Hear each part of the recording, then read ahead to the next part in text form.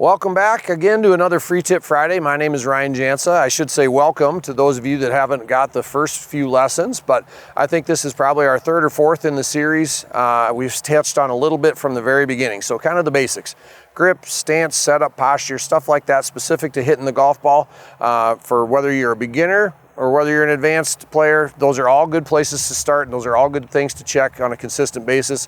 Today, however, I thought it'd be a good idea to come out here and we're gonna hit some, we're gonna work on the short game stuff. So we're gonna do some chipping and some pitching.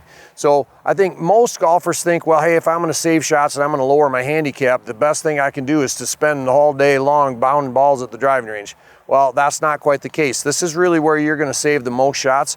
So chipping, pitching, hitting shots out of the sand, whether you're in the rough or like we are today in the fairway, we're going to give you some tips on how to be better around the greens, and that's really going to help you save shots.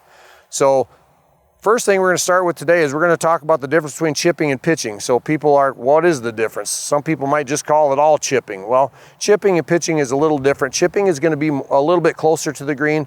Shots usually are going to come off a little bit lower. You don't have to carry it quite as far. Whereas pitching is shots that you're going to see, that you'll see those guys on, if you're watching, the US Open this weekend or whatever. Pitches are going to be shots that typically have a little bit more loft or carry a little bit further. So we're going to start up here at the closer to the green, and we're going to work on some chipping. Okay. So like I said, the key to lowering your handicap is hitting range balls. It's going to be standing around here, working on different shots. And the fun part about short game to me is this is where a little bit of the imagination comes in. We have lots of options. So today we're going to talk about chipping. There is almost not a single club in your bag that you cannot utilize around the green to execute the shots. It's all how you see it and all how the green and everything runs away from you, or if it's uphill or downhill or how far you have to carry it. So today I'm going to kind of focus on, I'm going to call it our lofted clubs, which is going to be maybe 9-iron all the way down, all the way up through my lob wedge. Okay. So one of the big things that we run into, and I see a lot of amateurs, is they want to go directly to this guy, their lob wedge. They want to hit something that they're going to hit super high, typically going to have the most spin on it. And I think what I found over, my 40 years or 50 years almost of playing golf is that the more that you're able to practice different shots, then when you get on the golf course, then you're not in a position where you go, oh, I've never hit that shot before. And that's what you'd never want to have, is you always want to feel like when you get out there, you're like, oh, I've done this before. So that's why it's important to practice. So today, I'm going to show you a variety of different pitches. I'm going to use a variety of different clubs and kind of show you how that works and how you can maximize your outcomes and then lower your scores, which is the important part. So I'm going to grab a couple extra balls here. I'll just get, since I've got 5 clubs here, I'm going to grab a few different balls. And I think what we'll do is I'm just going to show you a couple of different shots, and then I'll talk a little bit about the technique specifically. So right now we are about probably 6 feet from the edge of the green itself. And our pin that we're shooting at here, if you can kind of see down the line from this camera, is that it's not all that far away. So if the pin was very, very close to me in this area, I would have to hit a shot that's probably a little bit higher and softer. But since we have some room to let the ball kind of release to the hole, I'm going to kind of start with the lower clubs. So I'm going to start with my 9-iron. Now, when I was in college, I had a lot of very good coaches along the way, but he kind of did a little program with me where to justify how far you had to carry it, because all we're really trying to do here is carry it from there to get it on the green, and then it runs like a putt. The more times that we can kind of get the ball on the green faster, especially if we have room, the better. So he would say, okay, start with your toe on the edge of the green imagine that you're starting at 5. So every small step is an iron. So 5-iron, 6-iron, 7-iron, 8-iron, 9-iron. So I'm about where my 9-iron would be, okay? So again, this club doesn't have nearly as much loft as some of the others, but what we're going to try to do at this point is we're going to, we obviously want to have an idea how the putt, or the chip in this case, breaks. So we want to do a little bit of the math ahead of time. Is it uphill, is it downhill? How fast is it going to be, and which direction is it moving? In this case, this shot is just slightly uphill and moving to our right. So target-wise, I'm going to pick a spot out left of the hole to allow the ball, as it gets on the green, to kind of make its way back.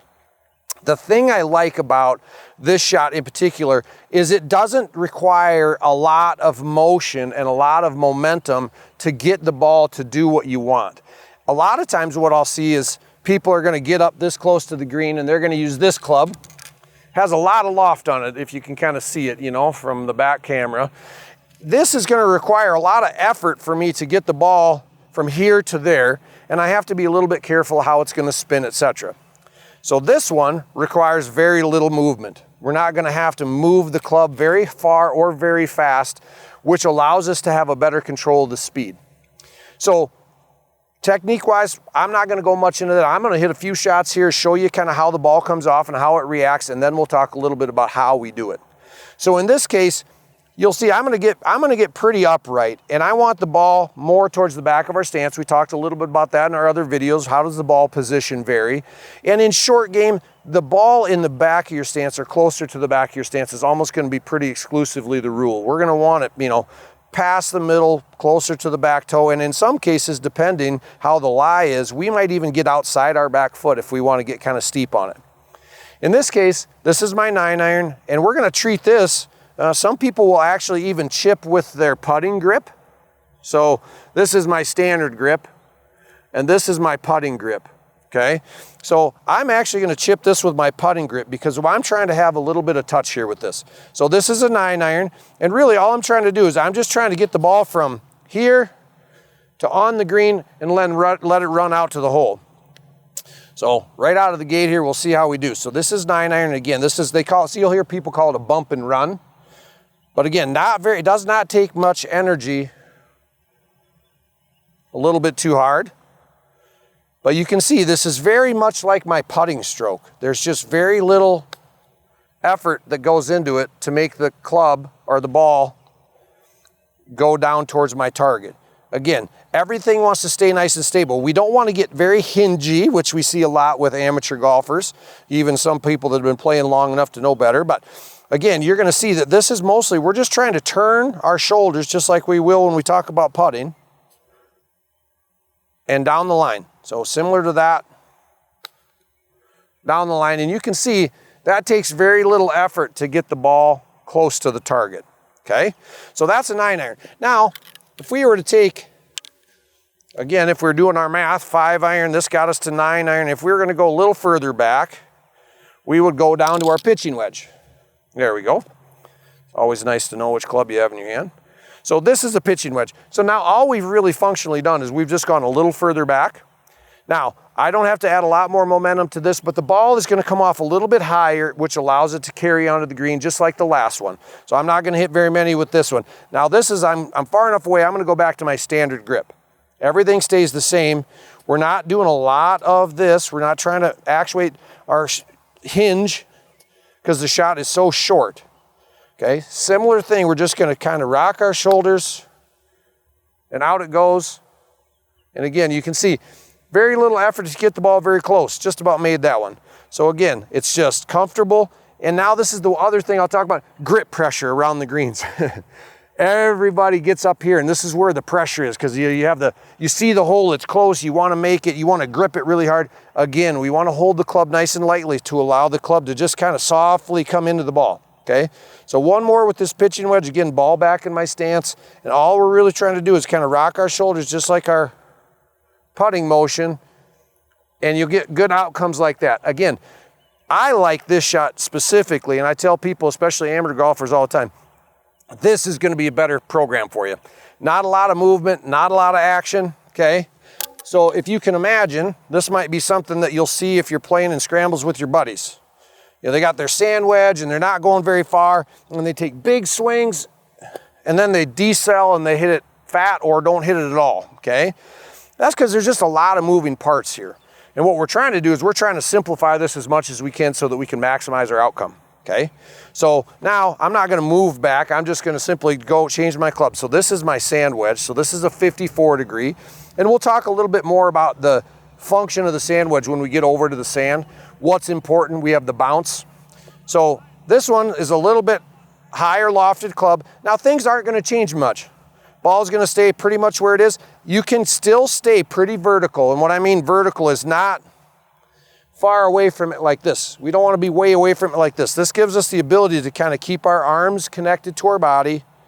Now this club's got more loft on it, and when I say loft, you can see that there's gonna be a little bit more height to it, so the ball's gonna wanna naturally come off. Now, you don't have to help it into the air, so you'll see people a lot of times go like this.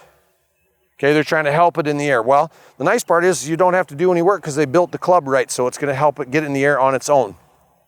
Again, technique-wise, not much different. Ball back. Now this is where we're gonna start to wanna feel like our weight gets much more on our left leg. We don't ever want to, you'll hear it reverse pivot, finish this way. See how my weight's on my back foot? Because what that does is that's gonna expose the bottom of the club, and a lot of times what you'll see is you'll see people hit shots like this. That's gonna be a problem, okay? So what we're trying to do here, again, is make smaller motions. And again, depending on how far you have to go, it might vary a little bit. But in this case, I'm gonna stand a little bit closer to it. I already don't have to make it go up in the air because it's gonna do it on its own. Weight's a little bit forward. Motion stays very much the same. And you can see that the ball comes off nice and soft. A little bit higher, carried a little bit further. So like for instance, if this pin was a little bit more downhill, this would be a good option. Something a little higher, something a little softer that's not gonna run quite as much, has a little bit more spin on it. But again, weight forward, technique's pretty much the same. Ball comes off a little bit higher. And there's no need to help it into the air. It's already doing it on its own, okay? And you can see higher and softer, and that one might go in. There we go, perfect. So sand wedge from here works really, really nicely. Again, I think the more fringe or more area that's not mowed like the grass that you have to cover, that's where you want to go to a little bit of a higher club, okay? So that would almost lead us into that pitch area. Now we're getting into where we're going to hit a pitch. So what we'll do is we're going to get the cameras reset here. We're going to move over and I'm going to show you a little bit of options with your pitching, which is just a little bit higher, longer shot. And then we'll move on from there. All right, so we've transitioned a little bit around the green out here. We're at the Country Club of Sioux Falls, and just fortunate for a beautiful morning, not quite as much wind to deal with as last time. So we're just transitioning over from chipping, and now we're at the pitching portion of the equation. So again, like we discussed, you know, chipping is going to be something where the ball is going to come off a little lower, has the opportunity to run a little bit further.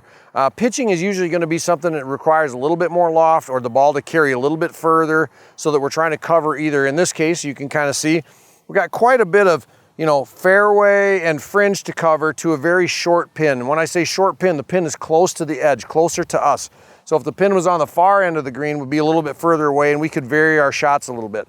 This one kind of forces our hand a little bit. We got to hit a shot now from here that's going to be higher and land softer. Like we talked with chipping, if we're hitting that same trajectory, so how the ball comes off is the trajectory. If it's coming off super low here, we're going to have a really hard time stopping the ball close to the hole.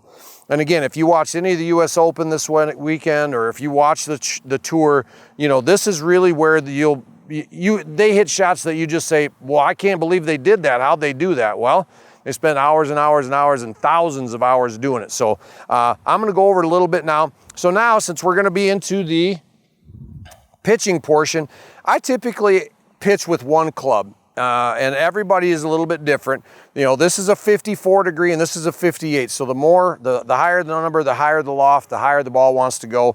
Same way, so 54. Again, when we get to the sand trap, we're going to talk a little bit about how this works. So both of these they have bounce on the bottom of the club, and that's what's really, really important when we're using our pitches. So a lot of times, again, like we talk about from an amateur standpoint, you see a lot of this with amateurs, okay?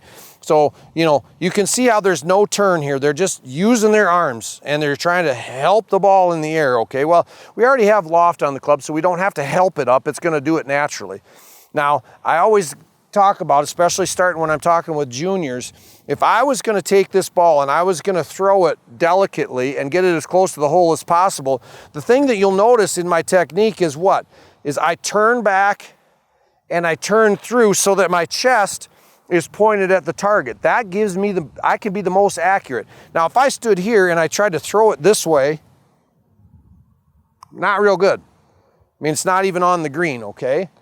But now, if I have the ability to turn back and turn my chest to the target, watch how soft and accurate you can throw that ball. Anybody would take that from here, including me. I'd be pretty happy because I'm going to be a good putter. I'm going to make that one. So what we're talking about here is we're going to talk a little bit about turn. We want to turn our body a little bit, and we want to turn our body on the way through. And the goal is so that when we're done, when we get finished, that we're kind of looking at our flag so that our chest is there. We don't want to get in the habit of, you know, everyone says keep your head down. Well, yeah, you can keep your head down, but still rotate so that you can face the target. All right, so let's just look and see what a pitch looks like. Technique is very much the same.